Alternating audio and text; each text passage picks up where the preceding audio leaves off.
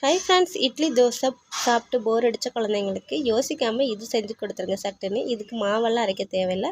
நம்ம வீட்டில் இருக்கிற இட்லி மாவுலேயே வந்து சூப்பரான ஒரு ஜூஸியான பணியாரம் வந்து ரெடி பண்ணிடலாம். வாங்க இப்போ வீடியோக்குள்ளே போகலாம். அதுக்கு முன்னாடி என்னோடய சேனலை இப்போ தான் பார்க்குறீங்கன்னா சப்ஸ்கிரைப் பண்ணிக்கோங்க. இப்போ வாங்க வீடியோக்குள்ளே போகலாம். ஒரு கடாய் வச்சு எண்ணெய் சூடாகிடுச்சு. நான் வந்து எண்ணெய் ஊற்றிட்டேன். இப்போ இதில் வந்து கடுகு உளுத்த பருப்பு, கடலைப்பருப்பு வந்து சேர்த்துக்கலாம். வரமிளகா வந்து சேர்த்துருக்கேன். உங்களுக்கு வந்து பச்சை மிளகா விருப்பம் இருந்தால் அதுவும் நீங்கள் சின்ன சின்னதாக கட் பண்ணிவிட்டு சேர்த்துக்கலாம். இதில் வந்து கருவேப்பிலை வந்து சேர்த்தாச்சு. அடுத்ததாக பார்த்திங்கன்னா வெங்காயம், ஒரு வெங்காயம் வந்து நான் எடுத்திருக்கேன். மாவு அதிகமாக இருந்தால் நீங்கள் இன்னொரு வெங்காயம் கூட சேர்த்துக்கலாம். இப்போ இதை நல்லா வதக்கி எடுத்துடலாம். வெங்காயம் வதங்கட்டும். இதில் வந்து பெருங்காயத்தூள் வந்து சேர்த்துக்கிறேன்.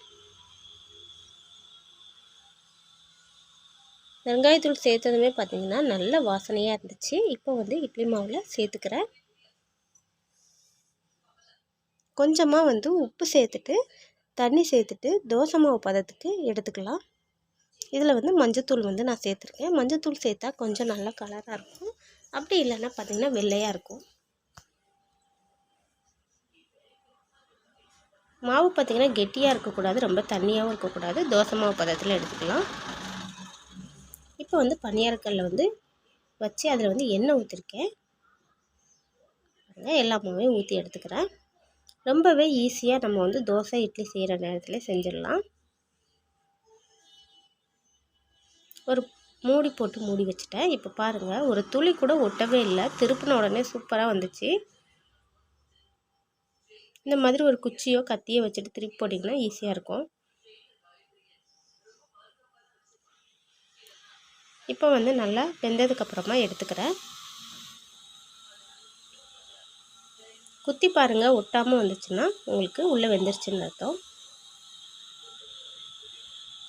இந்த மஞ்சத்தூள் சேர்த்ததுனால தான் இவ்வளோ கலர்ஃபுல்லாக இருக்குது. இல்லை அப்படின்னா வெள்ளையாக இருக்கும். பாருங்கள், அவ்வளோ சாஃப்டாக இருந்துச்சுங்க மாவு. அவ்வளோதான். இப்போ அடுத்தது வந்து ஊற்றிருக்கிறேன். இப்போ இதுவும் வந்து வேகட்டும்.